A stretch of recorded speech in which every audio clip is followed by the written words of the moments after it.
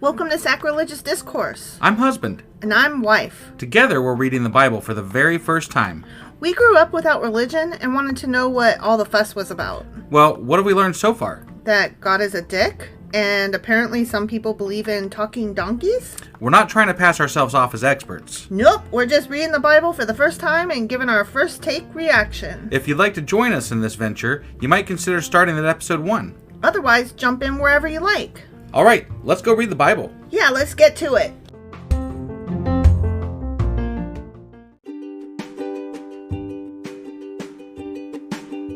Hey wife, did you know that Anchor is sponsoring our show? Really? Don't we use Anchor to distribute our podcast on Spotify and Apple Podcasts? Yeah, and we are on just about every other platform available as well, thanks to them. Why do we use Anchor as our podcasting service? Well, they make editing and distributing our show a breeze. What if one of our listeners wants to start their own podcast? Then they should head over to anchor.fm or download the app to get started. Awesome! You guys should go do that right now! Husband! Wife! Do you know what today is? Today is Q&A. It is Q&A Saturday! Yeah, that one. Yeah, and we have some Q's and some A's. Do we now? Mm-hmm. I wasn't sure. So Did you have a specific Q? I feel like I had a bunch of questions this last week, but I can't recall any of them at the current moment in time. I feel like they were general questions about the chapter in particular, you know? I feel like I had some specific ones, but I forgot them. Really? I don't know. I thought we were like, what? I don't even understand this story. What is happening? Yeah, no, maybe they were more general, I guess. That's what I meant. All right. Okay. Okay, well, let's go answer them. All right, let's go answer them. Okay. Hey, wife, do you like coffee in the morning? I sure do, husband. Morning, noon, night. Which reminds me, I need to add that to our grocery list because we're running low. Wait, before you do that, check out the website ungodlybrew.com where you can purchase a pound of your favorite flavor of coffee. What if I want more than 1 pound? Either order a larger amount, or better yet, get 10% off by setting up a subscription for every 2 weeks, or a month, or whatever works for you. Did you set up something special for our listeners? You know I did. Exclusive for our listeners, get an additional 10% off subscriptions by entering the code SACRILEGIOUSCOFFEE at checkout. That's a hellishly good deal. Ungodly Brew is hellishly good coffee. Okay, so for this Q&A, we are going to talk a lot about Elijah. Okay. And we had a lot of questions about what even the fuck he is, what he's doing, what is happening. Right. Yeah, I mean, why. his story kind of popped out of nowhere in this. It really did. It really did. I don't have answers for that. I didn't go into the history.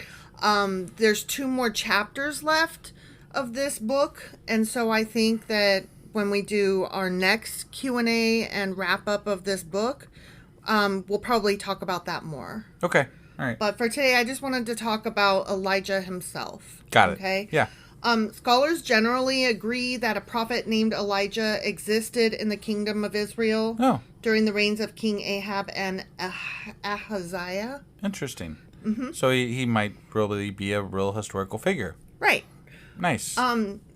He is, there are a lot of legends about him, like throughout all the, Abrahamic and Moses and all them different religions. Okay. Like Moses. What's Moses? Moses. Oh, Moses. Yeah. Moses. Okay. Like, okay. I was just trying to clarify that. All the quick. ones that celebrate this one true God thing. The Abrahamic religions. Yeah. Yeah. All the different offshoots, like Jewish and Muslim and Christian and Catholic, and like all of them have something about Elijah. Okay. Like, I gotcha. the legends abound. Right. The dude abides. I mean, he was the first fucking superhero. He was. So I'm just saying. Right. I'm not going to get into this too much, but he is seen as the precursor to the quote-unquote Messiah. Oh. Mm-hmm. Okay. And I mean, he did perform somewhat of a resurrection. He performed a miracle, and apparently in the next couple chapters we're going to get into some very miraculous shit. Oh, really? Yeah. So I almost wish that we had just done the other 2 chapters. Yeah. And so, yeah. Whatever. But here we are. So, he is mentioned again in the New Testament in a Really? couple of different places. Yeah. And, he is seen as, portending Jesus.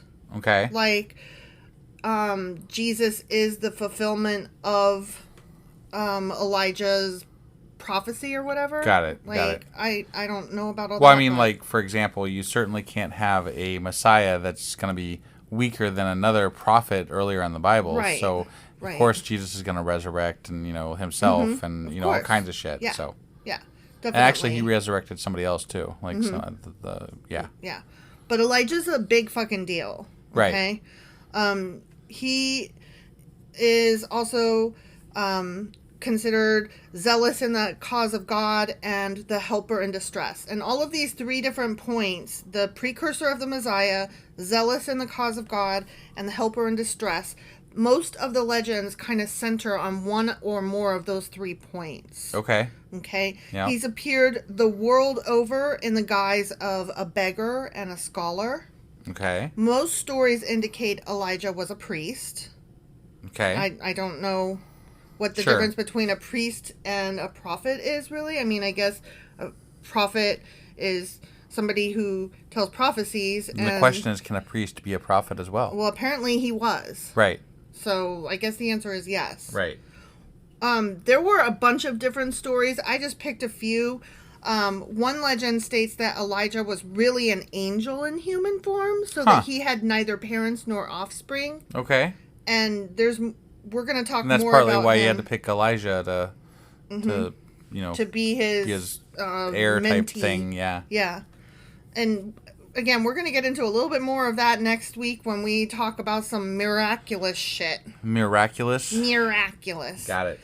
At Jewish circumcision ceremonies, a chair is set aside for the use of the prophet Elijah. Elijah is said to be a witness at all circumcisions when the sign of the covenant is placed upon the body of the child. Huh. That's interesting. Yeah, right? Like, I don't know. According to rabbinic tradition, Elijah's words were patently untrue, and since Elijah accused Israel of failing to uphold the covenant, God would require Elijah to be present at every covenant of circumcision. Okay. Because he accused Israel of being 100% against Yahweh. Right. But there were some 7,000 other people who We're still were true also, to God or whatever. Yeah. So he was a witness that had incorrect information. I see. Yeah. I thought that incorrect prophets or witnesses died back then. But his wasn't like out of malice or greed. His was just not having all the facts. Okay. And he was brokenhearted. Like, remember when he ran away and hid in the cave, right? Yeah. Okay, let's talk about that for a minute. Okay.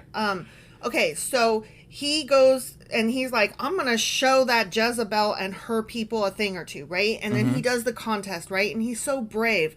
And his God performs and Baal doesn't, right? Sure, And so you and I, one of our big questions was, he literally just proved himself right. Why the fuck is he suddenly afraid of this one bitch? Right, yeah. Right? And they never really followed up with it, Well, at least not yet. Here's the thing, though. What had happened was he had assumed that when he proved it, that would make people be smart and be like, oh, we need to follow Yahweh now. Right. But he forgot that people reject God despite the evidence, not because of the evidence. I mean, only all of, Jewish history to that point would tell you that that is the case. So. But I mean, that reminds me of that funny movie that we watched. What was it called? Don't Look Up or Just Look Up? Don't Look Up. Don't Look Up? Yeah. And all of the evidence, right? And all you have to do is just use your fucking eyes. Right. Right? And yet, the more that you try to say, look at the facts. Right. The more that you're seen as a cuckoo bean. Yeah. So he expected that the facts would speak in his favor, and instead, Jezebel like turned on him, and all of the people who were still believers in Baal were going to get him, and he did not know that there were other people who were following Yahweh. He felt all alone, and so he was like, oh shit, I need to get the fuck out of here. Got it. Like, I basically just outed myself. Right, you know? yeah. So that's why he went and hid. And okay. that made, like, understanding that made me feel a little bit better about that story that made no fucking sense. Right. Okay? Okay. So, that is why, you know, what he said was untrue, and that's why he has to be a witness now, for circumcision. I feel like untrue is a really strong word there. He accused all of Israel of capitulating. Sure. So... I still feel like untrue is a strong word, and making him sit every fucking circumcision for the rest of eternity is a pretty strong punishment for somebody who didn't even know. But conversely, at Jewish Seder meals, they usually will leave an empty cup for him, so he's welcome to attend all of their Seder meals. Got it. So, I mean, he also gets a drink. Got it, yeah. I guess, you know, gotta take the good with the bad, right? Yeah. It's said that when dogs are happy for no reason, it is because Elijah's in the hood. Oh, that's cute. Isn't that nice? Yeah. He is commemorated as a saint in many faiths. Okay. Catholics believe that he was unmarried and celibate, you know, as all saints are, right? Yeah. And I thought this was interesting because our book club, Sacrilegious Book Club, is covering Isaac Asimov's book, The Guide to the Bible. Yeah. Right? Mm-hmm. So Isaac Asimov wrote several books, which we all know. Right. And one of those was called The Caves of Steel, which is just fantastic. Right. Okay. The main protagonist's wife is named Jezebel. Yeah, I remember that, actually. I forgot about that. Yeah. So I just thought that was so cool. Yep. There was one story that I thought was really cool, and I'm going to scroll down here and see if I can find it. Oh, you know what? I can't remember it, so I can't remember where I found it, so I'm just going to try to summarize it best I can. Okay. Okay? Yep. So, when Elijah is walking around, some guy is like, hey, can I come with you? And Elijah's like, sure, but only if you fucking promise to just do what I say and keep your mouth shut. Like, don't question my actions. Right. Okay. So then they come across this guy who is like a real bastard, and he's a poopy pants. Yeah. And he's got a well in the back that has fallen apart. And so you would think that since he's a poopy pants, Elijah would be like, oh no, let's keep his well trashed, right? Sure. We don't want to help him rebuild it. Yeah. But he does, though, help him rebuild it. Gotcha. And that's so dumb, right? Okay, I have more. We're going on, okay? Okay, yeah. Okay. And then there's another one. Whatever, who cares? He does like several of these, like, what the fuck are you doing? Right. Why? So, okay, but it turns out that, oh no, guess what? Under that well, there was a store of gold. Oh. And that since they fixed the well, that gold would never be found. Oh. So, yay, haha, the guy got screwed after all. I guess. So, what we're supposed to take from that and other examples of this is just because somebody is a poopy pants and has fortune, that doesn't necessarily mean that they got the fortune that they would have received had they not received this. Got it. So you should still help people because they still might they're still getting screwed worse. Right. Well, by God. God's taking care of the screwing. Just, you're not supposed to like always assume that unjust people are receiving just rewards. You know, maybe they're just having a bad fucking day when you met them. True. I'm just saying. True. I'm having a rough, few weeks, so. You are. I feel sorry for you. It's just, Yeah. So. Your work's not going well. Things are, it's all right. It's all right. Don't worry about us. We're good. No, yeah. I'm just really fucking tired. Just around the river bend, it's just getting there. Yeah. Yeah. So, there's more that I could say about Elijah, but I think we're going to talk about him some more next time. And we're also going to talk about Jezebel next time. Because, oh my God. Oh, really? She's a whore. And it's interesting, like, okay, I'll just go ahead and say this thing. there's a magazine called Jezebel, and it's a feminist magazine with a lot of like feminist causes and stuff. And it's to try to take back that name because the name Jezebel came over time. Like at first it was just she fights against God and has like, you know, Baal followers and all that. Right? So she's a bad guy. Yeah. And so it just means somebody who's dumb and bad and wrong and evil.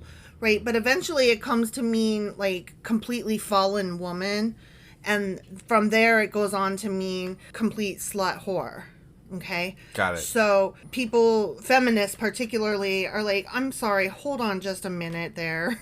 Like, let's not slut shame. And also, her being a bitch has nothing to do with how many people she may or may not have slept with. Like, that's not even part of her story. Right. So I just find that very interesting. But we'll talk more about both of them next week. Okay. Sounds good. So that's all we got for today then? That's all we got for today then. All right. Well, that was our... Oh, you know what? I'm so sorry. I did have one more thing I just remembered. Okay, one more thing. And then I'll tell you what our podcast is today. Okay? So we had a question of where the fuck did this running fast thing come from? Yeah. Right? Yeah. Okay. So there was one like idea tossed out, and it was that he was running ahead of Ahab's chariot, right? Yeah. And the idea that was thrown out was that he was running ahead of the chariot because the king normally would have runners ahead of him to beat the rain and stuff. And so he was actually doing the king a service by running ahead of him. That's not the way it sounded to me. No, and me neither. That's why I said it, because I'm like, that idea was tossed out, and I'm like, I don't think so, my good It sounded like a feat that he was doing. Right. And, you know, it sounded somewhat superhero-ish. Yeah, it did. I mean, It did. Like, he had to get out the rain real fucking fast. Right, yeah. Yeah. So, I'm not sure what all that is about still. Right. Moreover, nobody else had any better ideas than that, other than God was showing his strength through. And I'm like, yeah. Whatever. Yeah. I wanted a better, more concise answer. Right. And that one made me laugh. Right, yeah. So, for sure. Okay. So that concludes our weekly sacrilegious discourse. No. Why did I say that? What the fuck was that? That was that's a the fuck book up. club. That's the book club. Big fuck up. Yeah. Okay, today was Saturday Q&A. There you go. Yeah. Now we got it. I'm like all mixed up. Like I don't even remember half the time what today is. Right, so. yeah. Sorry guys. So that was the Q&A, and tomorrow we'll see you for Sacrilegious Book Club. Now we got it. All right, we'll see you guys tomorrow. Bye.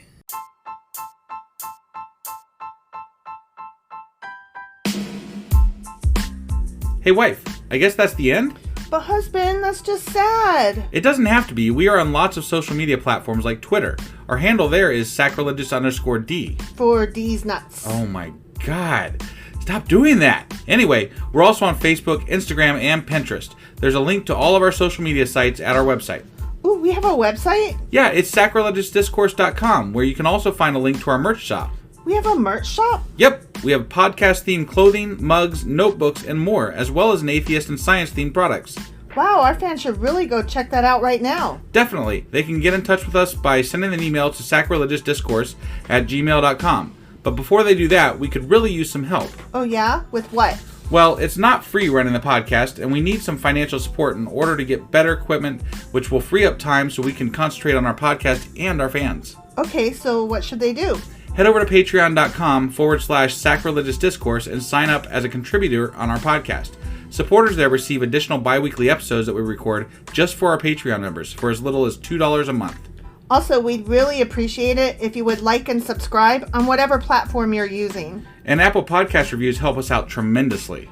Like and subscribe. Leave an Apple review. Join us on Twitter. Support us on Patreon. That's a lot of instructions. Don't forget to say thanks. Thanks. Okay, bye.